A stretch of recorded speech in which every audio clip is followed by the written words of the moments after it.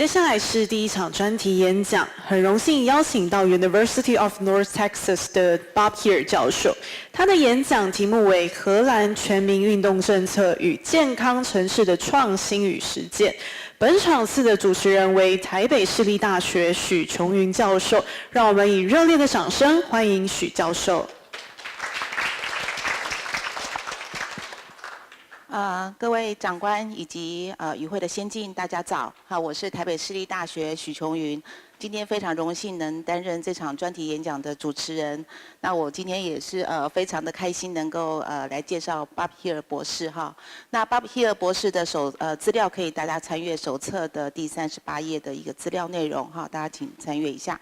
Bob Heere 博士呢，他其实现在是在北美的北德克萨斯大学的商学院哈，他是担任教授，也是运动管理部门的主任哈。那同时他也现在是北美运动管理学会的会长当选人哈。那真的是非常优秀的一位学者专家。那他的学经历呢非常的丰富。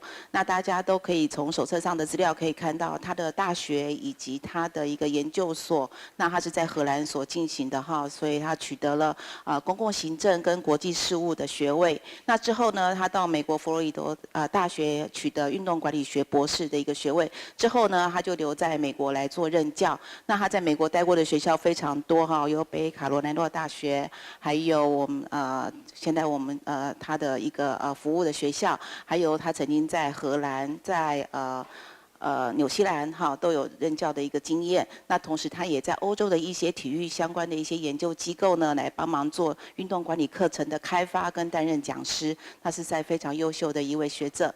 那同时他也是国际知名的期刊《运动行销运动管理》的编辑哈。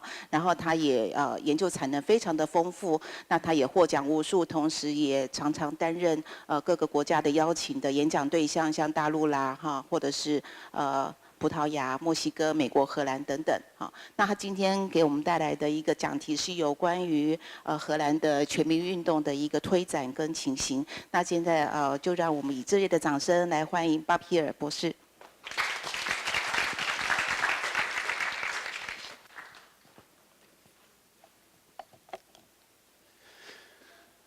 First of all, thank you for having me. I feel very honored to be here, and I'm excited to be here.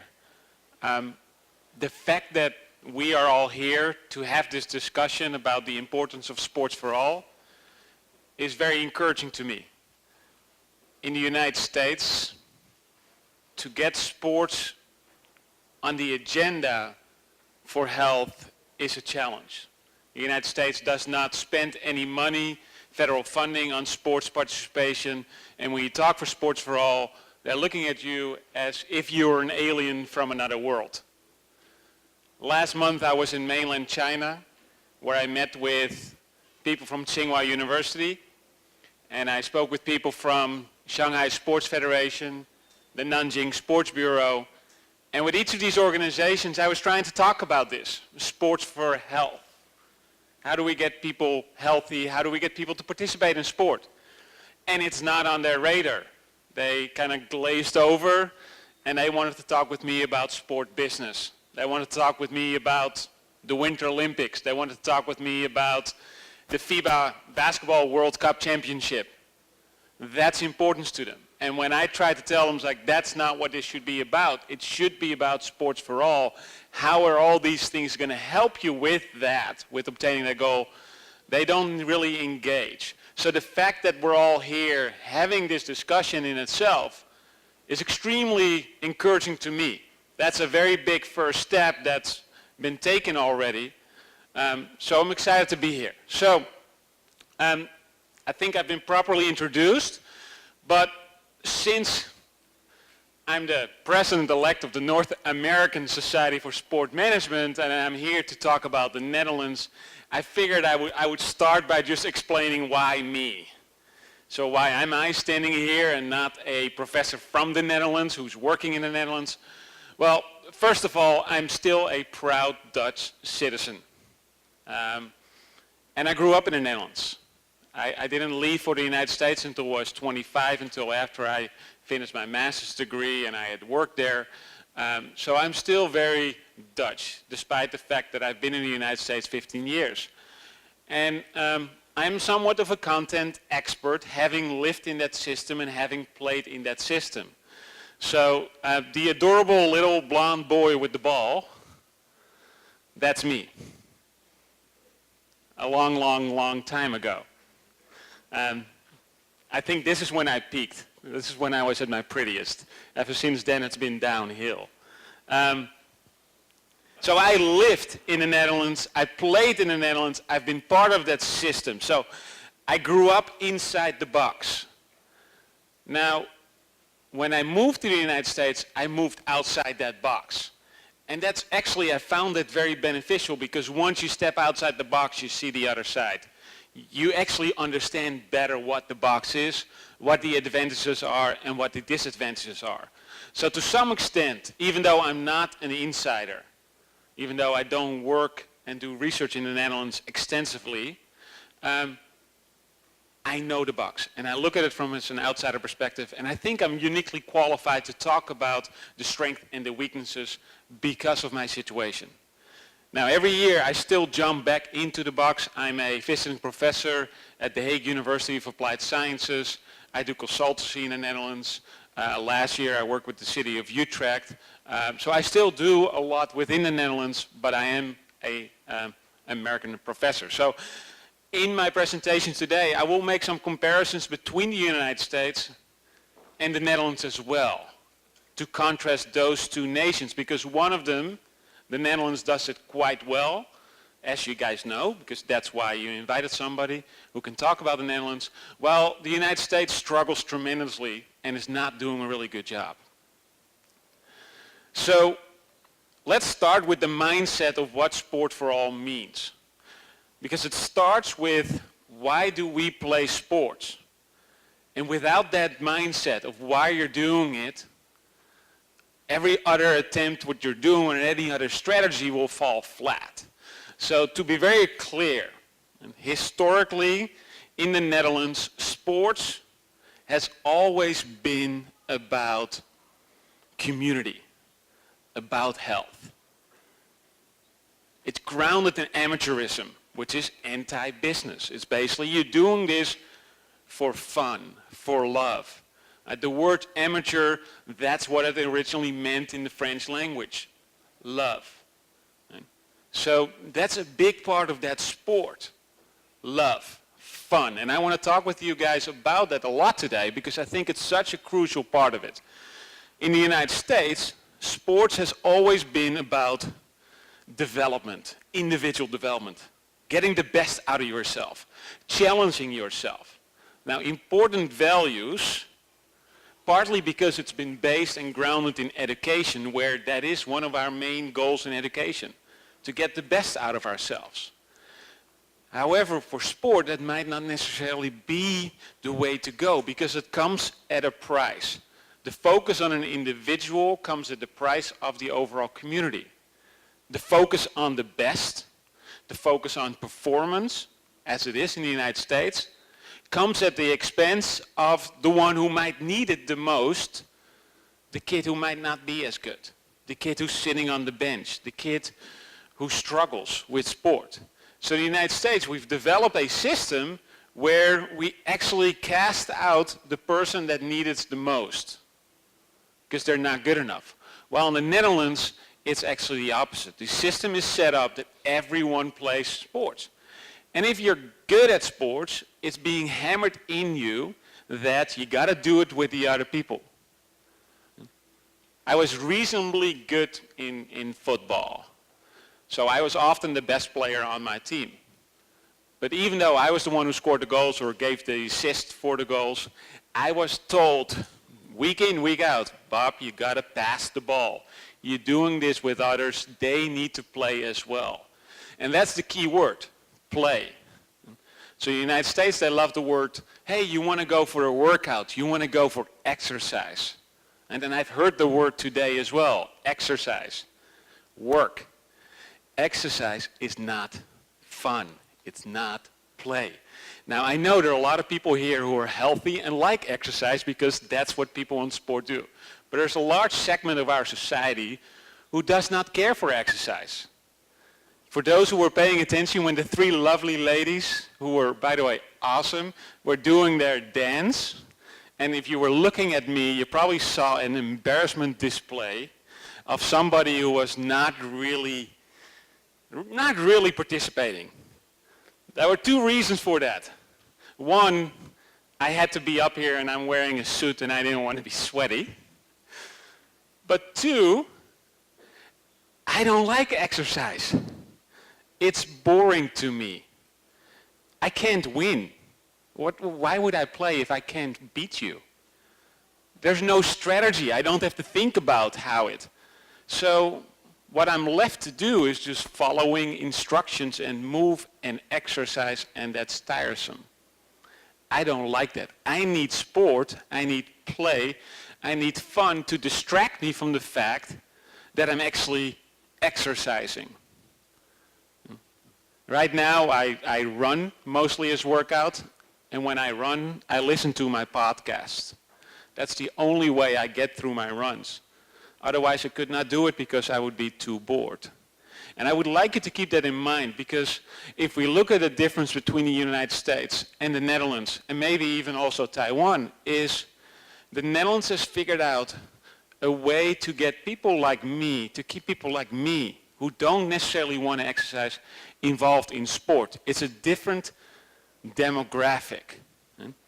And when you go around the world, I think the different extents, governments do a good job of reaching out to people in terms of exercise.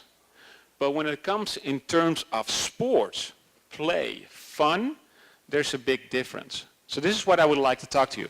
Now the photo there that I have is of a very famous Dutch movie, All Stars, about a group of guys who are still playing soccer together. They are in their mid-30s, going to 40. They're not very good. They're just doing it, not even because they still have fun doing it, because that's the friends that they grew up with. They're part of a group, and they're peer pressured to continue. Hey, you got to show up on Sunday. And that's the other element that hopefully will come through today in this presentation. Sport is not an individual activity. So we can talk about attitudes, we can talk about behavioral modifications. That's all great. But nobody plays sports by themselves. It's a group activity. So if we want to solve this puzzle and how to get people involved, we should try to market this, and this is a lot of my research. We should develop communities that want to participate in sport. It's not about the individual, but it's about the overall community, network, group even. So we have these two conflicting values in the United States: sport for athletic or overall development versus sport for health and community. So what happens if you have sport for athletic development? If you tell an 8-year-old boy or girl, hey, you're playing sport because we hope you become really, really good. We hope you might get a scholarship. We hope you might become professional and famous and win gold medals for our nation, which we do around the world. Right? If that happens, the kid will stop enjoying the sport if they don't get any better anymore, which invariably happens at the age of 12, 16, 20, 24, maybe 30. But at some point we don't get better anymore. So if you create a culture where sport is about becoming better, it means that people are going to stop playing sport when they no longer get better. And that's a very dangerous setup. And so you don't want to tell these kids, hey, play sports so you become famous or great or can win. We have to tell these kids to play so they can spend time with their friends and have fun, to socialize with others. Again, emphasizing the value of sport as a group activity. Now the outcome of that is tremendous, right? So if we look at the statistics here, in the United States, less than 20% of people 15 years and older are active in sport and exercise. Which basically means if you were grown up in the United States, you don't play. Vice versa in the Netherlands, 66% of 15 years and older are active in sport and exercise in 2016. which is using the same benchmark as Taiwan uses, 3 times a week, 30 minutes each time. So there's an enormous difference there between these two nations in terms of how they keep people engaged in sport. Now, what are the ultimate outcomes? This morning, several speakers spoke about the importance of sport to obesity levels. Well, here you see the big difference.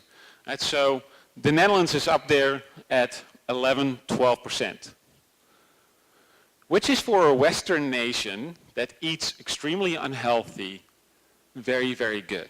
Right? So if we look at the top of the pyramid, and I'm assuming Taiwan is going to be somewhere up there as well, right? That's also because of a much healthier diet. And every time I'm in China and now in Taiwan, if I taste the cookies, I can feel the difference in sugar. Right? Westerners are addicted to sugar. And then here in Asia, there's a much healthier diet. So that's why it's also lower. But even in Asian nations, the cuisine and the eating patterns are getting worse and worse, and obesity rankings are increasing. But the Netherlands is doing quite well. So the Netherlands, people are taking in as many calories as in the United States. The United States has McDonald's. In the Netherlands, we have croquettes. And if you've ever been to the Netherlands, have one. They're delicious, but extremely unhealthy. And we have a similar fast food culture. But in the United States, obesity levels are 3 times as high. And I will contend today that there are 2 main reasons between these 2 nations of why that is. One is sports participation, the numbers I just gave you. And the second, and I'll go into this at the end, is public transportation or biking to work or how people move from one. And I believe that my colleague from Japan this afternoon will talk about that as well. So I'll briefly mention that, how that works in the Netherlands.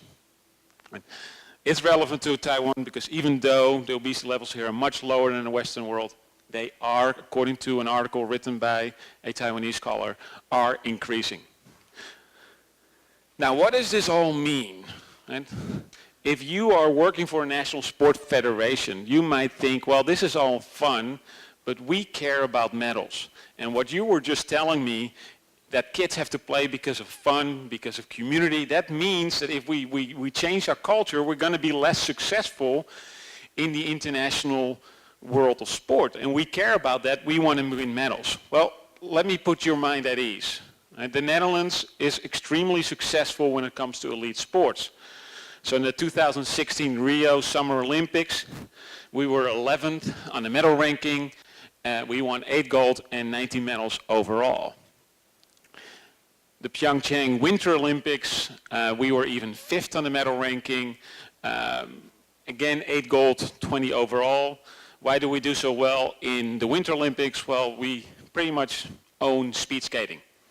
So we win 50% of all the medals there. And this is the 5,000 meters, which I think now 2 Olympics in a row, we won all 3 medals. And so we win a lot of medals with that.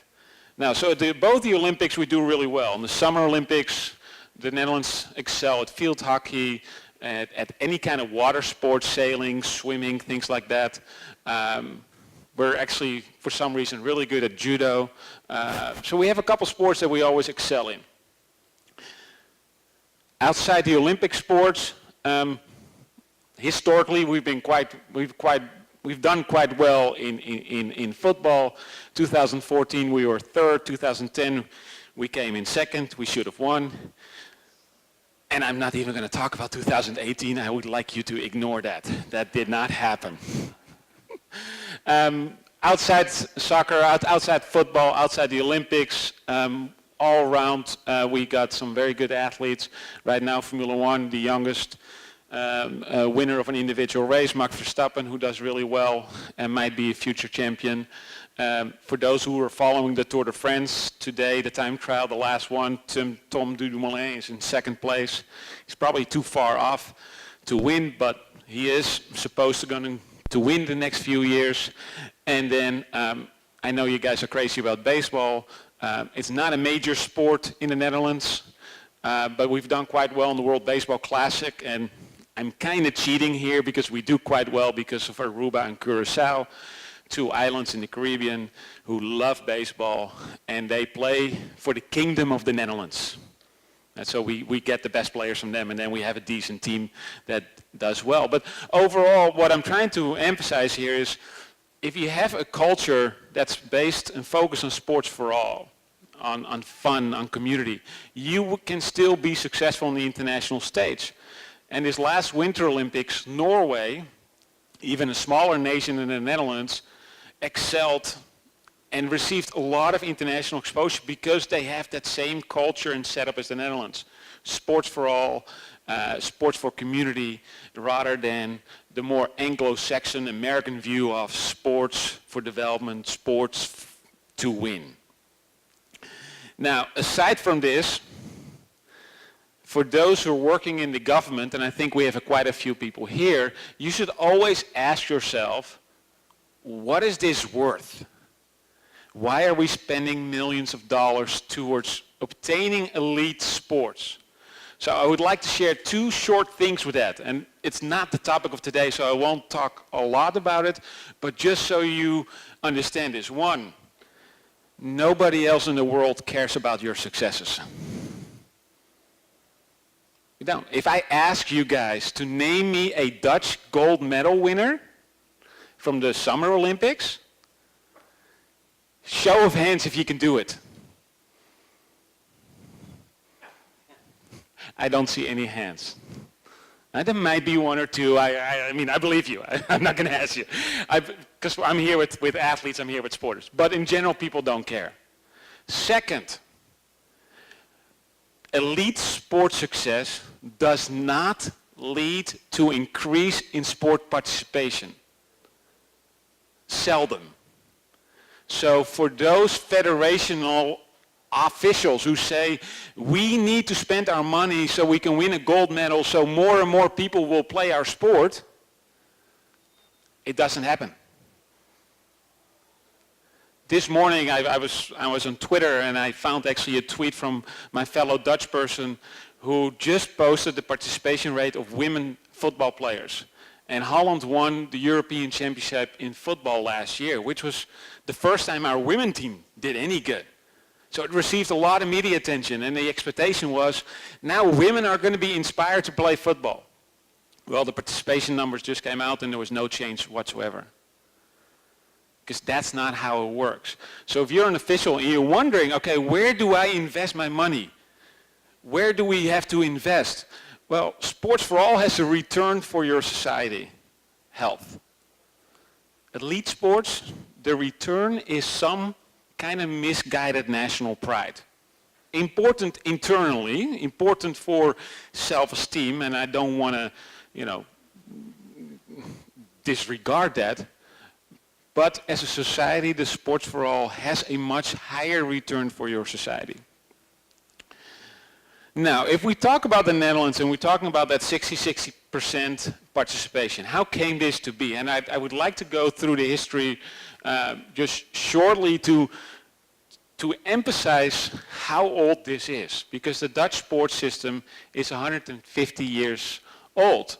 And so it started in England in the mid-19th century when sports started to be organized in the English public schools. And this is me standing in front of Eton, which is one of the public schools. And I always show that picture because I don't want you to think of it as the modern public school with little resources and down the road. Public schools in England were the best schools in the nation. Right? This is a freaking castle. Right? But they were the ones who started to organize sports when kids from nobility came in touch with the kids from kind of like the new rich people, the commoners. And they started to organize. Football became a sport, rugby, field hockey, and all these. So this is where it started, in the schools. And then that's what's relevant to my presentation today. It's about the schools. Now, England was, at that time, the leading nation in the world. So we all started to imitate the English. So we all started to introduce sports in school. And so if you think, why do sports actually exist within the schools? Well, that's where it started in England. However, in mainland Europe, this actually changed. So whereas in America and some other English, well, most English colonies, sports is still in school, that is not the case in mainland. Now, these kids graduated in England and around the world. So what do? They wanted to continue to play. But since they're no longer in school, they cannot play for the school sport. So they started to create these associations. Another word for association is club.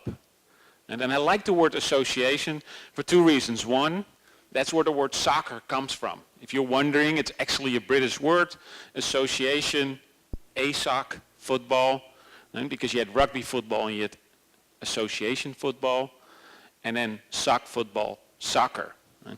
So it was organized in associations, in clubs. The most notably still exist today, or a lot of them still exist today, but you know the professional ones who became professional enterprises like Manchester United, Liverpool, etc. However, that's just the top of the pyramid. It's the top of the iceberg. There are thousands of associations spread out over England and other nations. That's where people start playing their team sports. Now, other nations again started to imitate that. So these associations in Holland, these clubs in Holland, were founded all over the 19th and 20th century. And people wanted to play sports, adults.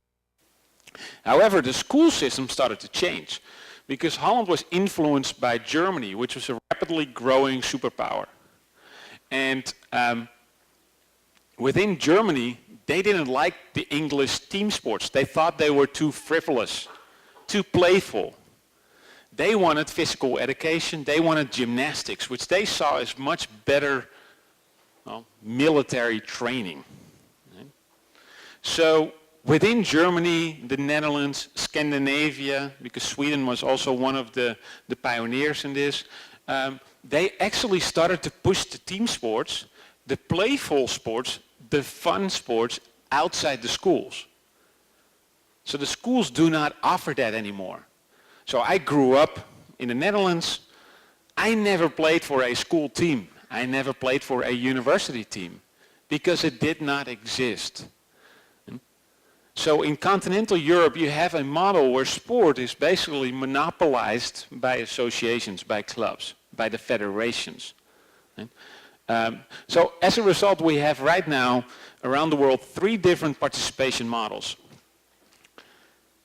The first one is the Anglo-Saxon hybrid model, whereas they still have the sport in the schools, but they also have a very strong club system, association system. The second model is the continental European monopolistic model. In these nations, the federations organize every activity in the sport.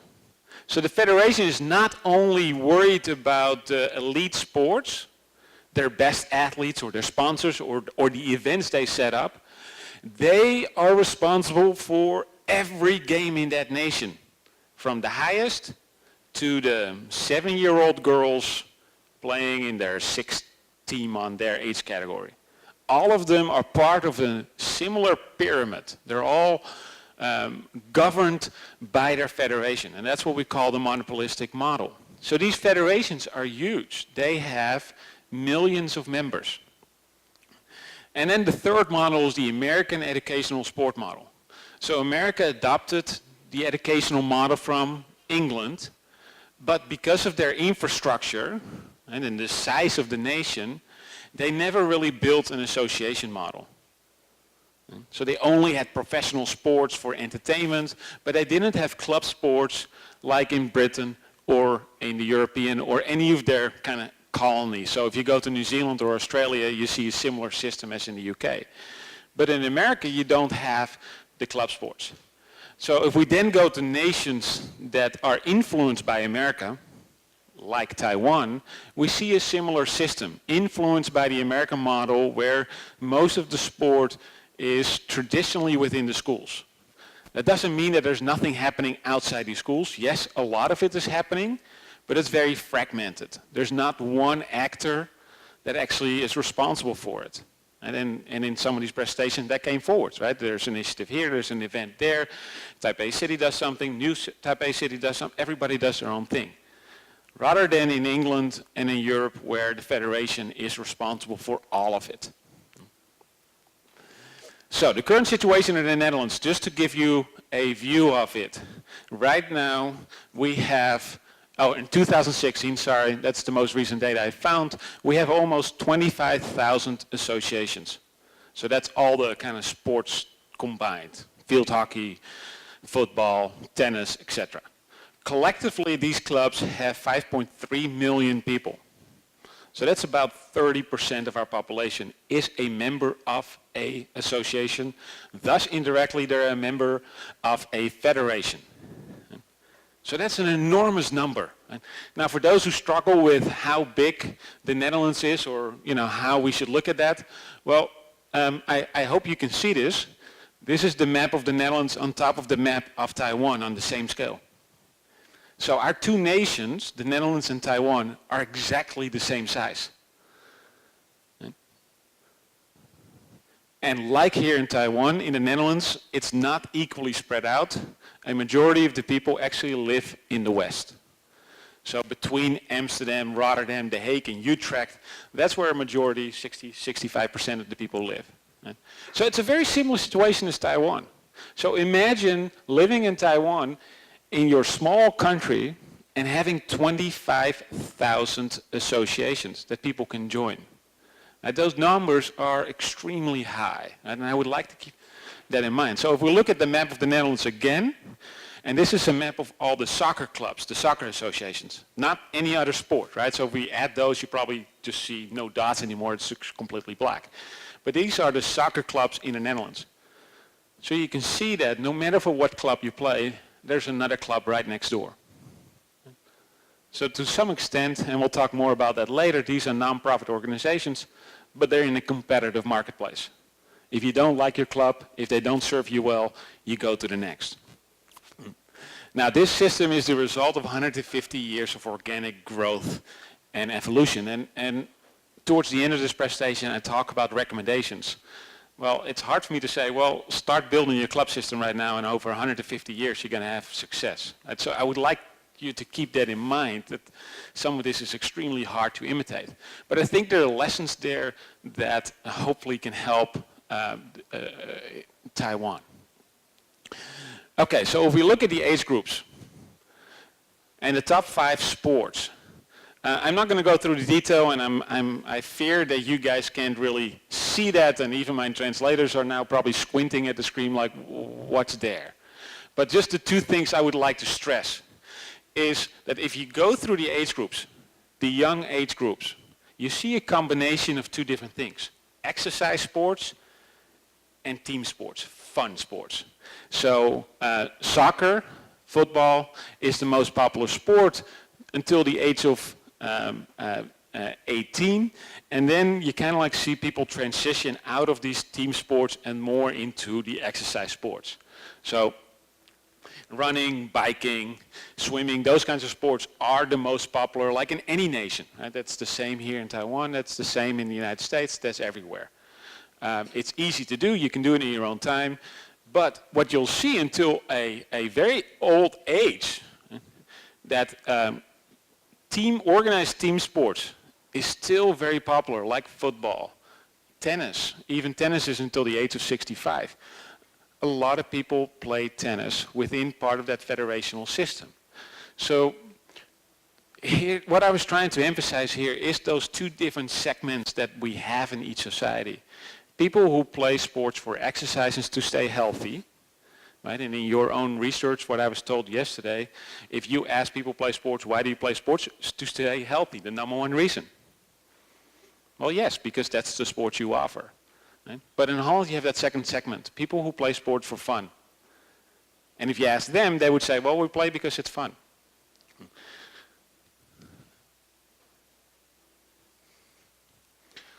So what is the structure of this club sport association sport model in the Netherlands? Well, each club is a member of the National Federation. You cannot be a club and compete in the competition without being a member of the federation. And it's one of the conditions. And they have to pay a fee to the National Federation. And that fee is basically a per member based fee. And so if a member pays a contribution of, let's say, 200 euros a year to the club, of that 200 euros, probably 20 euros of each that goes to the federation. And I'm trying to emphasize that because, as you can see below here, that means that the national federations are dependent on their members for their revenue. A considerable part of their revenue comes from their members, which creates responsibilities towards these members. So as a national federation, you cannot just take all the money and invest it in elite sports, because your members are not going to like that. They want a return on their fee. So you have to actually represent their interests. Now, everything in this system is non-profit. And they have to follow the regulations of the national government in terms of non-profit governance.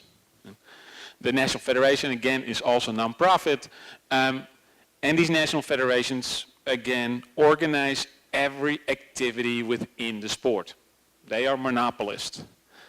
So regardless of the level of play, regardless of whether you're great or horrible, regardless of whether you're 45 or 7 years old, regardless whether you're female or male, all of your games are governed or fall under the jurisdiction of the National Federation, who doesn't directly organize it, but is still keeping ranking, taking care of promotion relegation, helping with referee training, etc., etc.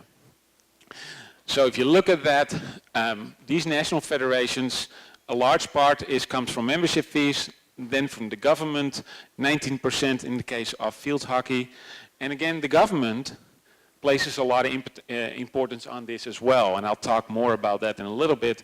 And then even the sponsors, even though sponsors care more about elite sports, they realize the numbers that these federations represent. So there's commercial value in the numbers of members. So even the sponsors understand the importance of sport for all. So how is this government? Simply stated, and this is extremely hard to explain because it's complicated, and I think I can devote an entire academic course an entire semester on how this is organized. So hopefully this makes sense. But all clubs are part of the same promotion relegation model pyramid, spread out over levels depending on the popularity of the sport. So football, which is by far the most popular sport in the Netherlands, has a lot of different levels. And hypothetically, you could be a team at the lowest 8th level and move all the way up to the top. So the Dutch Soccer Federation at 8 different levels, 3 of those levels are national, and then basically it goes regional. So the lower you get, the more regional it becomes. So if you play at the lowest level, you're probably playing teams, clubs within the same village, the same town, or the next town over. That's about it, right? Within a 10-mile radius. So at the 7th level, the lowest one, there are 63 leagues spread out over the Netherlands. And so divide Taiwan up in 63 counties, and then you know how little traveling is involved if you play at that level. So within these clubs, one could start playing at the age of 6,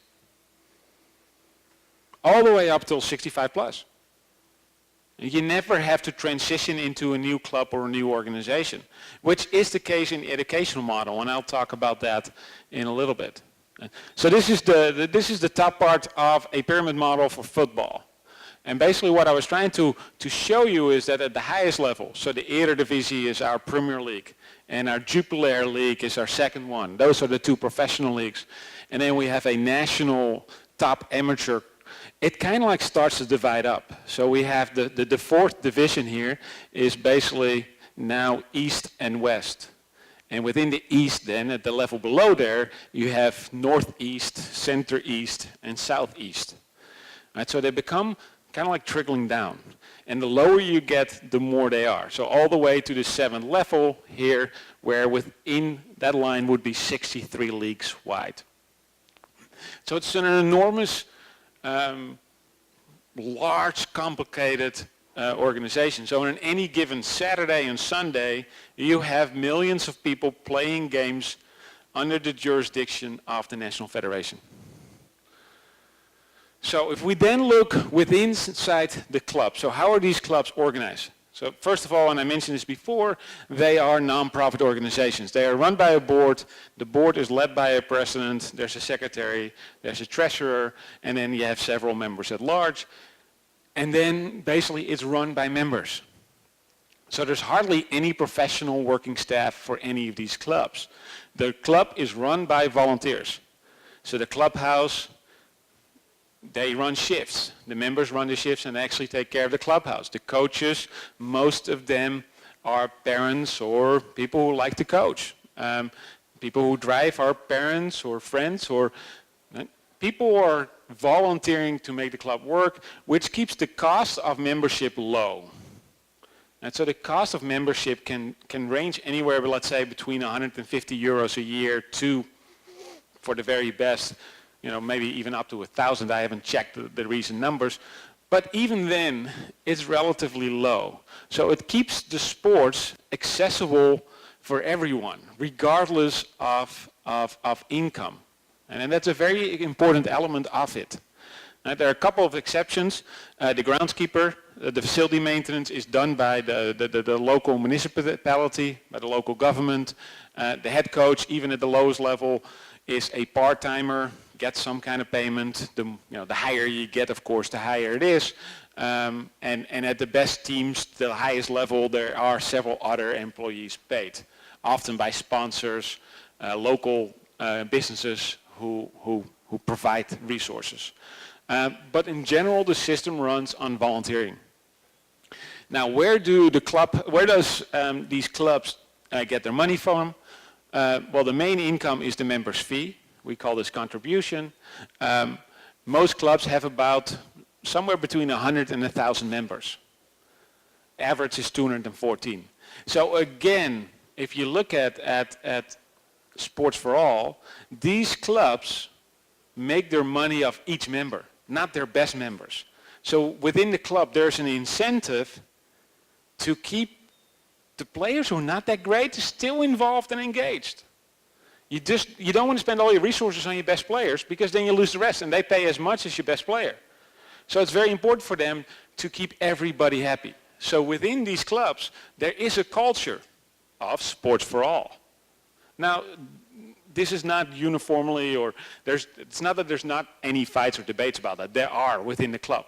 But in general, they know that if they don't spend money or resources on their lesser players, they're going to lose the members and they're going to lose money, and they might run out of business, particularly in terms of they might lose the right on the facility. If they don't have any members, the government's going to step in and say, hey, we gave you 4 beautiful fields and you're not doing anything with them because you don't have enough members.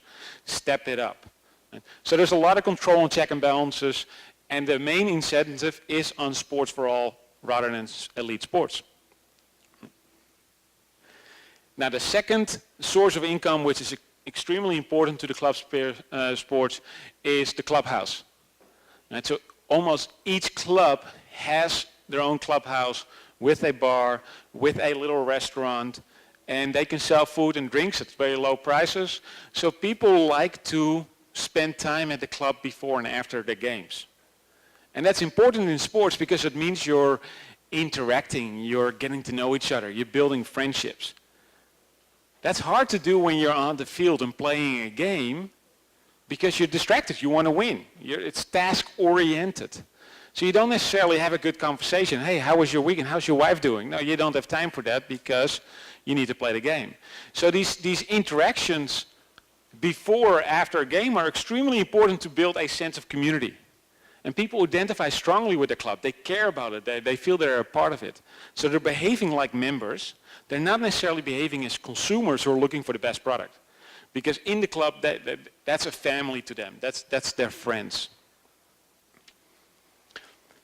Okay, just a case study of an individual member, just to show you how this would work if you join a club at the age of 6. And basically how with most sports it's set up is that we have under 8 teams, under 10, under 12, under 14, under 16, under 18. And they have acronyms, A being under 18, B under 16, C, etc., etc. So you start at the F level. And then basically the number decides how high or how competitive the team is that you play on. The first team is always the best players. The second team is kind of like the junior players, often a year younger, but still talented. And then below there, it becomes what we call recreational. They're not necessarily practicing as often. They get a different treatment.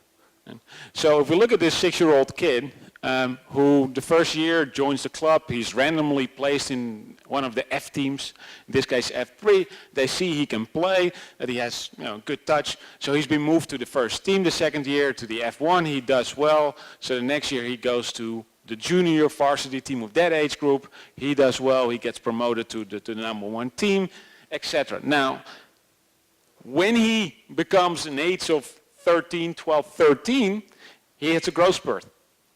He's not playing that well. So they're actually now, from the D2, he doesn't go to the D1, but he actually is being placed in the D3 because he's not playing well enough.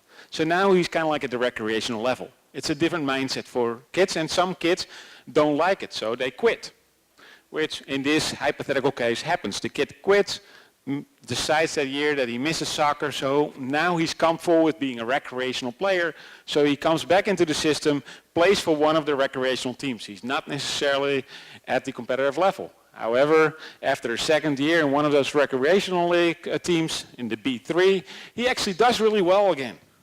So he's being noticed, and they actually place him back into the competitive team. So from the B1, he goes then again to the junior varsity team and under 18, A2, and then the next year he plays for the best youth team. From there, now he's kind of like being groomed for the first team, which again is competitive, and no matter what the level is you're playing at, people care about the first team. It's the flagship of the club. It's the Sunday afternoon game. A lot of members go watch it. Right? So he's being groomed for that. In his second year, he kind of like goes back and forth. He plays a couple of games, but he just comes short. So in the third year, he decides to drop to the fifth team. He doesn't want to sit on the bench anymore. He doesn't want to be competitive. He just wants to have fun. So from that year on, he plays with his friends.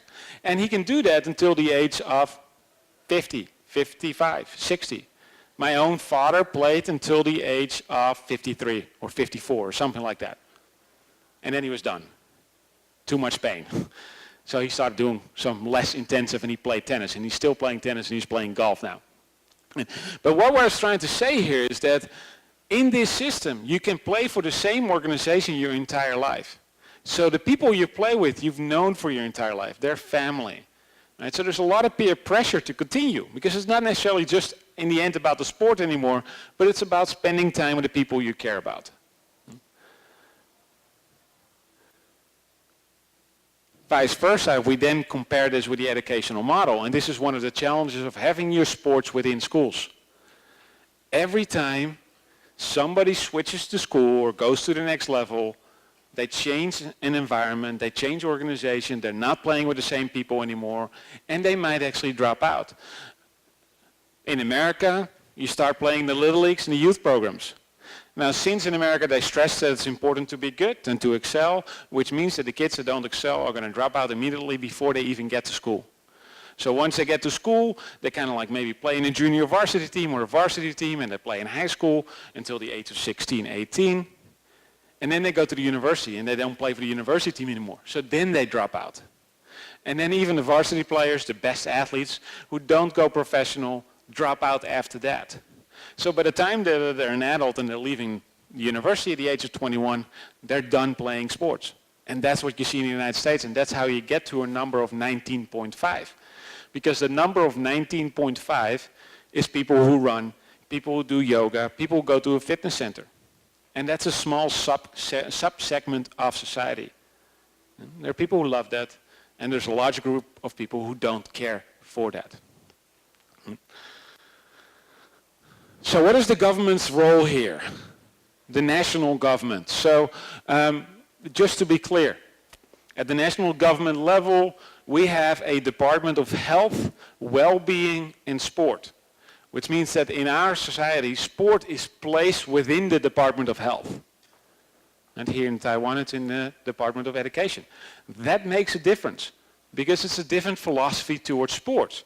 Right? So in the Netherlands, again, the dominant value, the mindset is sport for health.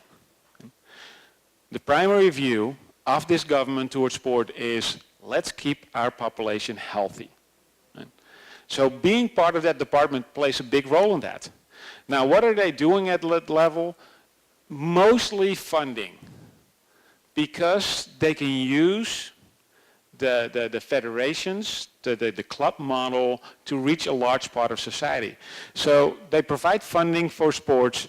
A lot of that funding is funded into the NOC-NSF, the National Olympic Committee National Sports Federation, which is a merger between the Olympic Committee and the sports federations.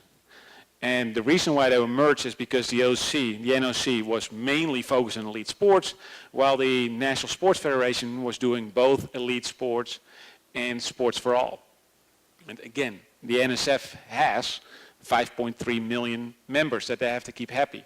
So they merged the two organizations to make sure that there were no two different policies towards elite sports. But it means that the most important organization in the Netherlands when it comes to sports has as the main prerogative to be concerned with sports for all, not sports for elite. So if we then look at how our NSC-NSF makes their money, you can see that a lot of that money comes from the government.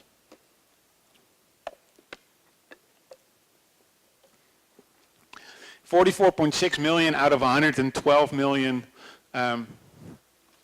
comes from the national lottery, which is run by our government. Then an extra 38.5 million comes from the national government directly from the Ministry of Health and Wellbeing and Sport. Only 12 million comes from sponsors. And then 19 million is revenue generated from services they offer in terms of coaching, certification, and training. So what you can see here that the NSC-NSF makes a lot of money based on government funding. And that's again important because that means that the government can place the conditions on what happens to the money. We pay you so you do what we want. And since we want sports for all and sports for health, the NSC-NSF is charged by spending a lot of their money on sports for all.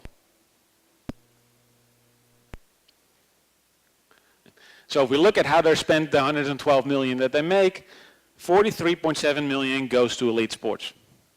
It's a considerable number, and apparently it's enough to be very successful at the Olympics and in other sports. 20.8 goes to sport development industry support, and I won't go into details what that means, but in general this means sports for all, making sure that more people play sports. That's the same with the 13.5 million. Again, sport development is basically the Dutch term here for sports for all. And then 3.3 million is devoted towards member interest. And I'm putting that number on there. It's a small number, but it shows you that their members, the 5.3 million people who are indirectly members of they're important to them. They represent the 5.3. They do not necessarily just represent the hundreds of professional or elite athletes that they try to get into world championships and Olympics. They represent all their members. And so roughly half goes to elite sports, the other half goes to sports for all. And every year or every governmental period, every 4 years, this is a debate. And elite sports wants more money because they can do more things. Sports for all wants more money because they can. So there is a fight there. Not everybody is always on the same page. But in general, because the way it's set up under the Ministry of Health, sports for all still gets more attention. So what is the value here of the association model? Well, the big difference to me between the Netherlands and the United States seems to be originating in the association sports model. It seems to be originating in that if you're a 35-year-old male and you want to play baseball, you can just join a club in your neighborhood and you can play baseball every week. That's missing in the United States. Or it's very local, pick up, people who don't take the sport seriously and want to have just fun. But here, no matter how good or at level, there is a team you can play with people who are at the comparable level as you.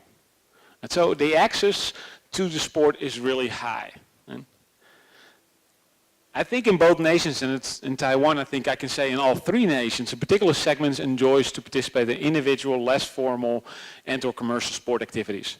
Right? So we can talk about outdoor, unorganized sport for health activities, and running, biking, swimming, walking. And it's a universal thing. Americans do it, Taiwanese people do it, Dutch people do it. Commercial sport for health activities. And so we have to pay a membership fee. Again, this is universal. It might be slightly different activity, but it's within a fitness center, yoga activities, Zumba classes, dance classes, whatever the trend is. And I'm not keeping up, so I'm sure you have a newer one. The third one is the unorganized youth sports. Happens also around the world. Kids just skateboarding, mountain biking, surfing. It's kind of like the outdoor sports, but a little bit more playful character. And then the fourth one is the sport for entertainment activities. Just things you do so now and then to have a good time with your friends. You go bowling, or you go throw some darts, or you go go-karting, or whatever it is. Now these four outlets, even though there are huge differences in between the popularity of one activity or another, and here in Taiwan I'm sure you have your own activities that are not mentioned here, they can be placed in one of these four groups. And the preference to be involved in them is pretty universal. And when I look at your stat of about 33% participate 3 times a week, I think you're hitting them with these four, a combination thereof. And I think that's a pretty universal number, 33%. Because I think in Holland, if we take out the club sports, we're right there with you, the same level. So somewhere we're actually reaching a segment that most other nations are not reaching to. Now let's talk a little bit about the challenges of this association model, because there are challenges to this model. It's 150 years old. Our society is changing rapidly. So they have to adjust constantly. And they see challenges, and some people quite somber about the future of the association model. So this is a study that was published last year, and basically based on that trend line, they foresee a potential decline of 19%. Now, there are several professors here, and if you look at that, you can see that they're very, very negative when they say the number of 19%, because that's literally the below line of a potential range, and the significance, the predictability of this model is rather low. So personally, I'm much more optimistic, and I think this 19% is simply used to rally the troops and see if they can get more funding for their sports. But they see challenges. So what are these challenges? Well, one is the model is built on membership, and I talked about that before. It's built on volunteering, and that's an important part of this model because that keeps the costs low. It means that everybody can play, and you don't have to be rich to play. However, in the 21st century, people want the best. People want to be treated as consumers. And that's the same in the Netherlands. People don't want to drive the kids to their away game. They just want to have a bus that drives them there. So that means you got to rent a bus. That takes on. People are complaining about the referees that are often volunteers. And so they want better referees, the cost. And so this is kind of like a dichotomy that they're fighting is, we don't want to treat our people as consumers. We want them to remain members. They're more engaged, they would care more about the club, and it's more accessible to everyone. The other problem is that right now, most of these contributions that I talked about are year-long contributions. And people struggle with that as well because they feel that the year-long commitment is a lot, and they would rather have shorter ones. As I stated before, clubs kind of have to choose now between accessibility and service quality. You want to keep the costs down, but at the same time you want to have a great service. So they're struggling with that. Then there's the myth of the youth of nowadays likes to enjoy screen time more than sports. I do not believe that. And I had a lovely discussion earlier today about this. If we want to know why our kids don't play sports, it's within sports. Sports is fun, and if you cannot create a fun environment, then they're going to be on their screen. But the screen is not a substitute. And I can tell you that because in the Netherlands, then it should be as low as in Taiwan and as in America. But it's not. Kids are playing sports in the Netherlands, 90% of them. So they're finding time to do both. Yes, they're spending a lot of time on screen. Yes, we have to manage that. I have a 1-year-old daughter who constantly wants to grab my phone. And why is that? Because she sees me on it. And so I'm trying to manage my own time as well because I'm just as bad. It's a problem. However, it's not a prohibitor of playing sports. It's not that people don't find sports fun anymore. They still do. But it's one of the complaints that people have. The other complaint, one of the other challenges is that the Netherlands over the last 50 years has enjoyed high levels of migration from very different cultures, and these immigrants come in, they're unfamiliar with this system, so they don't know how to behave within, they don't know how it works, they don't feel they should be volunteering because they're not used to that, so they struggle with adapting and assimilating into that system. And then of course, despite my advocacy for sports for all, not all Dutch people are with me on this. And so in the Netherlands, you still have an ongoing debate on whether sports should be about health versus community versus sport versus athletic development. And if we miss a World Cup in football, suddenly there are a lot more people who say that we're doing it wrong and that we should be more focused on athletic development. Then in 4 years we're going to be in the quarterfinals again and everybody's happy again. Because there is no relationship, because that's the other part of it. Countries around the world are really bad at talent development. The greats are great, and the not so greats can be slightly better, but not great. That's just kind of what we're running into. And if you look at your own best athletes, if I look at some of the best athletes that Holland has ever had, often they came up outside the talent development system. They did it on their own, they found their ways. Right? So that's kind of part of this. But that debate is going. So how are they adapting? So what clubs are doing on their own is offering more informal based competition, not year-long competitions, not, for instance, in football, the sport I'm most comfortable with, it's not always 11 versus 11 anymore, but if you're 35, you can play 7 versus 7 on a half field, things like that. They customize it for their demographic. Use half fields, different times, and more weekday, evening games, instead of during the weekend. They're also developing services that better fit with a diverse consumer base.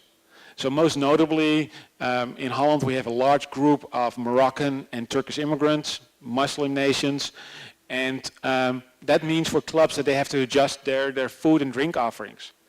They don't drink alcohol, so every Dutchman drinks a beer after his football game, while the Muslim would like to have tea. And so you have to have a more diverse drink assortment, and it's the same with the food, where you have to have different kinds of offerings. And clubs are adjusting to that. And just awareness of all multicultural differences. So for instance, in the Netherlands it's common that after your game you actually go into the locker room and you shower together. And there's nudity there, that's part of the culture. But from the Muslim nations they're very prudish. And it's disrespectful to show your naked body, so they don't want to do that. And you have to be aware of that. So there's a lot of Dutch people who don't understand that. It's like, hey, come on, man. We're doing it, you should do it. And they can't. So creating awareness for those differences is very important, and they're working on that as well.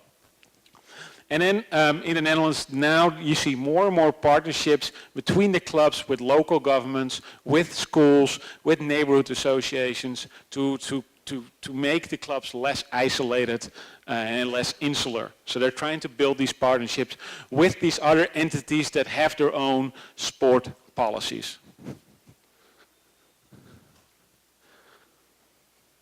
So if other countries are looking to emulate this model, what should they focus on? So these are some of these recommendations that I made up before I ever set foot on Taiwan. I can't tell you they apply or work here, but this is just in general some of the things that I think are worth looking into. One is, and I think this is the most important one, it's the mindset. So making sure that sport for health and community are the dominant values in the sport. That starts basically to figure out where the money comes from, And those people need to make sure that these are the values. So here in Taiwan, my impression of the last 2 days is that a lot of the funding for sport comes from the government. Well, that makes it kind of easy for the government. You pay, you decide. And so if the government can decide to say, hey, this is what sport is about, it should be fun, it should be about community, it should be about health. And if you as a federation cannot get along with that, we stop funding you, I think you'll find the federations following suit quite fast. Because if you can give them money, they want money. And if you tell them, well, this is what you have to do with the money, go do it. So make sure that the values are there. 2, if possible at all, and this might not be possible, but if possible at all, try to build a non-profit sports structure. That keeps the accessibility high. So in the United States, playing youth sports can cost up to $10,000, $15,000 a year. People can't afford that. It's horrible. It should not happen. So try to develop an industry where your sport coaches are not becoming millionaires. We have a friend of a friend who is a cheerleader coach. He runs cheerleader camps. He just bought $1 million house. He's a millionaire of being a youth coach. And that should not happen. It's a sport becomes inaccessible. So you want to make sure that if you have a non-profit sports structure, it's the easiest way to make sure that sport remains accessible. Characteristic 3, allow for mobility between levels and focus on overall member consumer engagement. So in America, you just have 2 systems, ultra competitive or not competitive at all. Pick-up games, local, you go to the field and you just play with people you don't know. But the fun is in between, where it's semi-competitive, where people care, where people show up. And so that's where you want to create structures where if you are kind of good, you still can play at a kind of good level. And if you're not so good, you can play at a not so good level. And if you're terrible, you play at a terrible level. But in America, often you only have a choice between playing at a really good level or at a really bad level. That's where I struggle right now. I don't play soccer in America because I can't find my level. My only choice is playing in a local recreational league with morons who don't understand the game of football. I don't want to play with them. They don't mark their man. They don't play in the system. They don't play defense. That's not fun. That's not the game. I want to play the real game. You pick up your guy. You know where to run. You know how to pass the ball. So I can't find my level. So you want to make sure that you build a pyramid of different levels where people can find their own level that they're comfortable with. And the added value there is that talent development is seldom linear. So if you allow that, if you allow the competitive athlete who might have a struggle for a year to fall back one level and come back, you're actually retaining more talents in the system. So there's a couple of names there, Bergkamp, Van Nistelrooy, James Vardy right now in England, who are guys who kind of fell out of the system and came back in. And guess what? They became world stars. But they all had difficult years that if they were American, they might have actually dropped out and not come back. And I think that's part of why Holland is so good at the Olympics, because we don't lose anyone. Everyone plays. The 4th characteristic, set up a system that creates competitive parity between teams. Again, this comes back to you have to find a level for everyone, but you want to make sure that people play against similarly quality teams, because that actually is very important in talent development, that people play against the same quality. So you don't have 8-0 games, or you don't have a baseball team that wins 16-0 every time. You want to make sure that everybody's being challenged, because that actually is very important for talent development. So you want to make sure that there is again a pyramid between the best teams playing each other, the semi-best teams playing each other, the worst teams playing each other, etc. Now this requires economy of scale. Right? And that's again in Holland with the Football Association. Why is Holland so good? Well, it has over 1 million members and everyone plays at their own level. And so you have a very competitive structure where the best play against the best and just become better. So it requires an economy of scale and population density. Now in Taiwan, I think you have population density, right? Small country like the Netherlands, and then you guys have about 7 million people more than we do. So there should be density here. The 5th characteristic, make certain your sport teams have a social space where they can interact outside of the team. again, without the clubhouse, there is no club sports. It would die a very fast death. People want to socialize. People want to spend time before the game, spend time after the game. That's where they build their friendships. And this is why I started this presentation by saying it's so important to see sport as a group activity. If you don't allow social interaction, if you don't allow people to build friends through sports, they're going to drop out on a blue Monday if they're not feeling well. But if they have friends, they can't defect their friends. They have to stay with their friends. So you give people reasons to continue to go, even if it's not about the sport. But they stay active because that's where they have their friends. So you want to make sure that every sport event, sport team, sport entity has a place where people can hang out and spend time. Have a beer. Have some food. Spend time together. Watch the other teams. And that's how you build a sense of community. So when we talk about the local governments, what is their role? Well, first and foremost, and for those people, I think a group of you goes to the Netherlands in October. Hopefully you'll visit as many facilities you see. The facilities in the Netherlands are unbelievable for every level, not just the best, for every level. So the local governments maintain these facilities, they build the facilities, they make sure that they're there. That's a considerable investment for every local government, but they believe in that. So that's the first, the main and foremost role. Then they do programming, similar to what the officials today from Taipei City and New Taipei City, all those kinds of policies and strategies happen in Holland as well. Right? Of course that happens. And then lastly, each city has their own sport policy.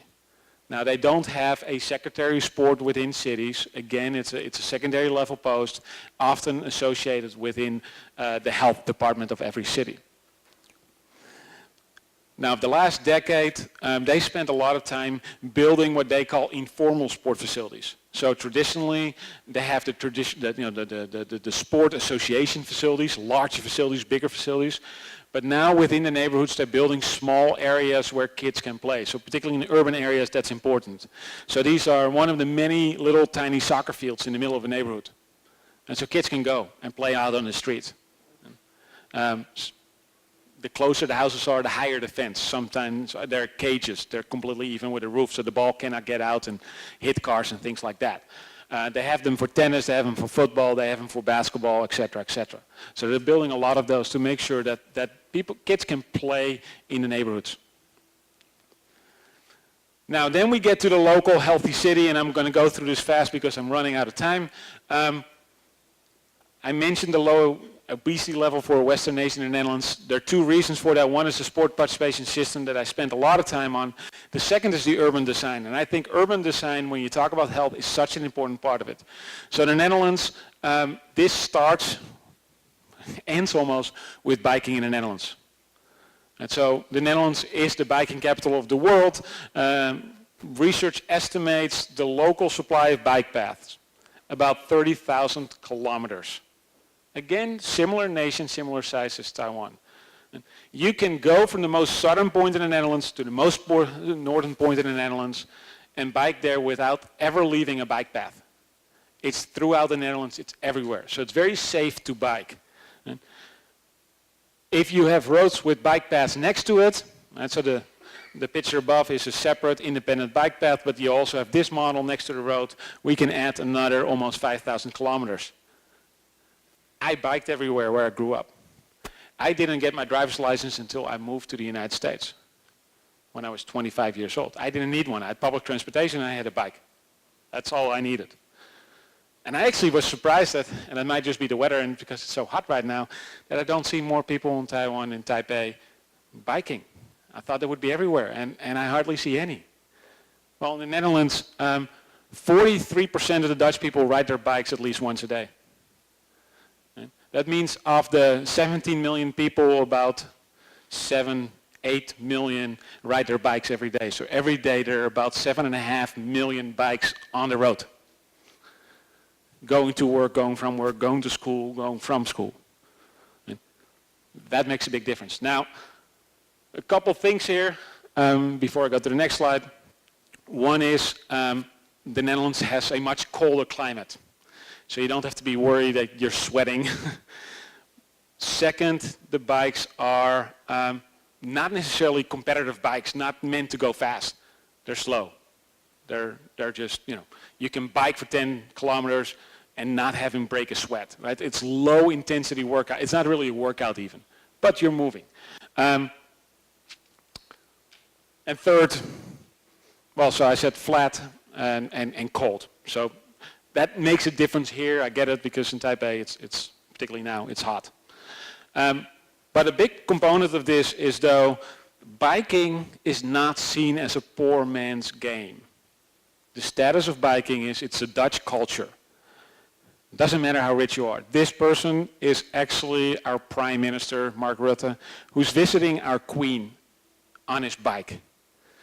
It's just faster for him to get from the political parliament to the Queen's stay within the city of The Hague. He takes the bike. And everybody bikes. It's not necessarily, oh, I have to take the bike, I'm poor, I will get more status if I drive a car. No. And everybody rides a bike. It's part of being Dutch. So why so popular? Cities are relatively small and dense. The Netherlands are almost flat, very moderate climate, yet windy and rainy. Right? So it's not like it's always nice weather. Even when it's cold in the winter in January, it's rainy. People will put on their rain jacket and they ride their bike. And as you can see from the picture, bikes are built for comfort, not for speed. So to finish up, to conclude today, I grew up in a nation, the Netherlands, that figured it out. I now live in a nation that has no freaking idea. Right?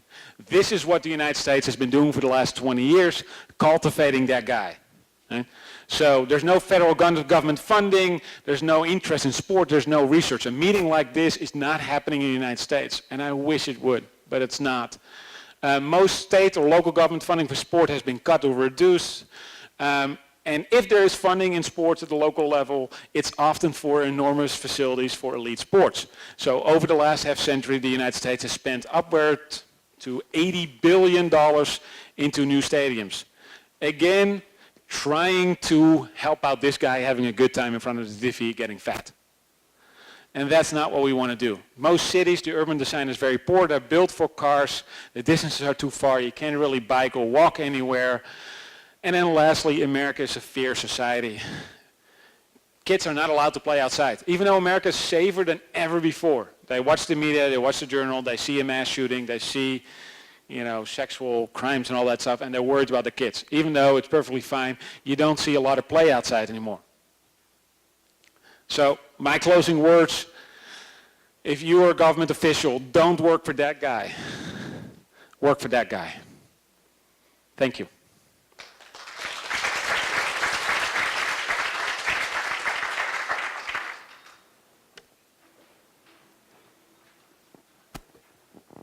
好，今天非常感谢 Bob Heere 的一个精彩的演讲。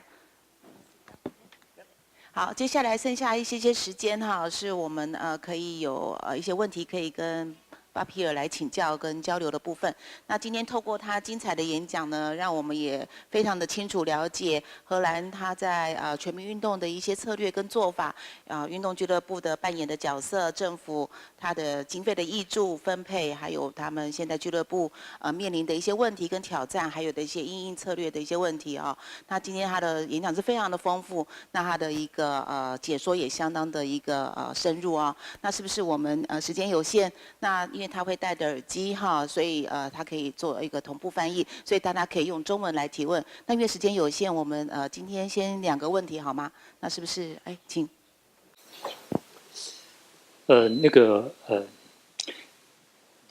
我讲荷兰的是非常成功的一个 model， 在那个协会跟竞赛，这个对人来讲是一种激励。可是我们现在注意到一个现象，就是说现在全球都往高龄化发展。那这个当长者越来越多的时候，未必脚踏车是一个很好的一个运动。像我因为去年经过颈椎8小时的神经外科手术，所以医生是禁止我骑脚踏车的。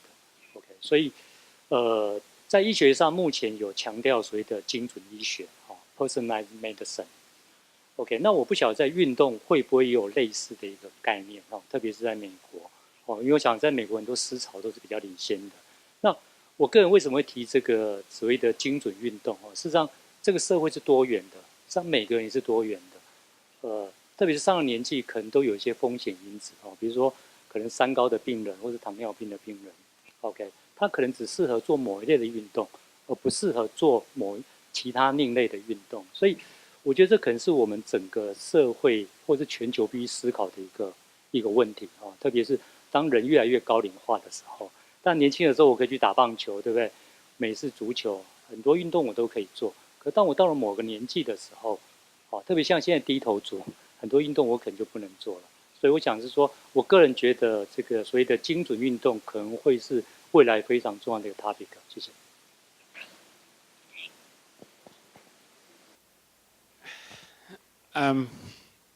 It's an excellent point, and providing sport opportunities or activities for elderly is extremely hard because of the limitations. I think the value that the Netherlands offer is mainly within the structure in how they set it up, not necessarily in what they do.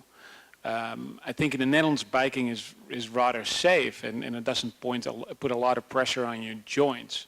So I mean, I see a lot of elderly people in the Netherlands riding their bikes, but it doesn't mean that that's the only option that you have. There are many other activities that they could get involved in, and to step outside the Netherlands example, because it was mentioned earlier. When I was in China, mainland China, the one thing that struck me is there were so many elderly people out in the squares, in the parks. They were outside doing things that fit with their own physical level. And one of the main activities was square dancing, or Tai Chi.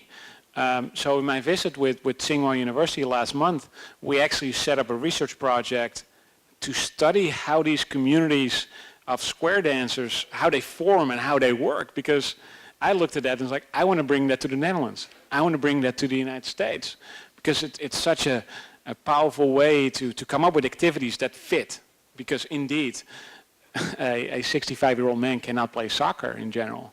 Right? So we have to come up with other lower intensity sports that they can engage in. 好，谢谢。那是不是第二个问题？ Thank you very much for a very insightful presentation. My name is Chong-woo Lee, and I'm originally from South Korea, but currently working at University in Edinburgh in the UK. And my passion, I got two questions which are separate but not unrelated too. One question is how much the sports club in Netherlands is open to newcomers who want to learn or take up new sport, but currently does not have any sporting skills.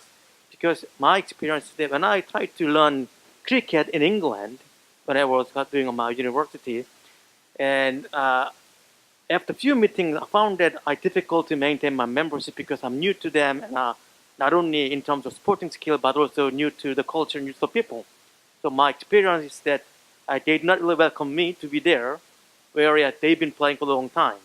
And my second question is that your point related to multiculturalism and sports club in Netherlands. And your presentation notes that, I quote, due to the continued immigration, immigrants are unfamiliar with the club system and struggle with adapting to it. But my experience is that many immigrants do volunteer and do understand the system, but existing members do not really welcome them. So I found that the outsiders, it's really difficult to enter the insiders. So how would you respond to this kind of experience? Excellent question. So let me start with the first one, because I think, and I'm not an expert on the Scottish participation model, which is more the Anglo-Saxon hybrid model than the European continental model.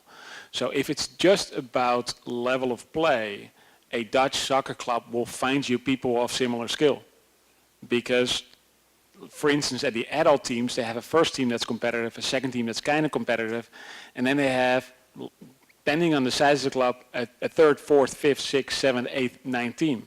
And then the people on the ninth team, they can't play either. So we'll find you a team. So I don't think that's an issue. Now, in regards to the second issue, you're absolutely right that this is a two-way street.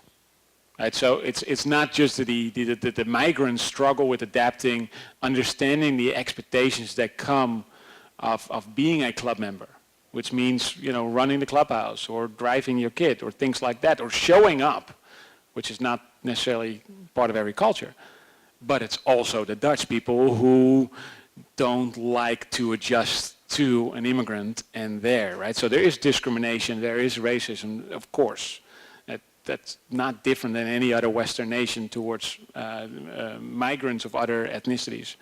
And that's why I try to mention that without elaborating too much, that it's also about creating awareness among the members of people of different ethnicity and different backgrounds, that they're not the same as you, and that should be okay.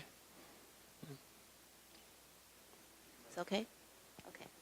好，那今天非常因为时间的关系，也非常各位仔细的聆听啊。那再来，我们也是非常真的感谢巴皮尔博士今天帮我们带来这么精辟的演讲，是不是？我们再以更热烈的掌声来感谢巴皮尔。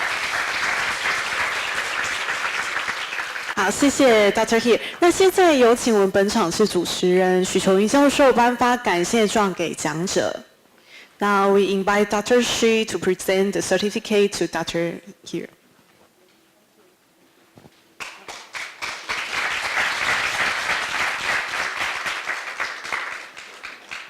Okay, thank you, Dr. Heere. 那许琼云教授请留步。接下来有请体育署吕宗仁组长上台颁发感谢状给主持人。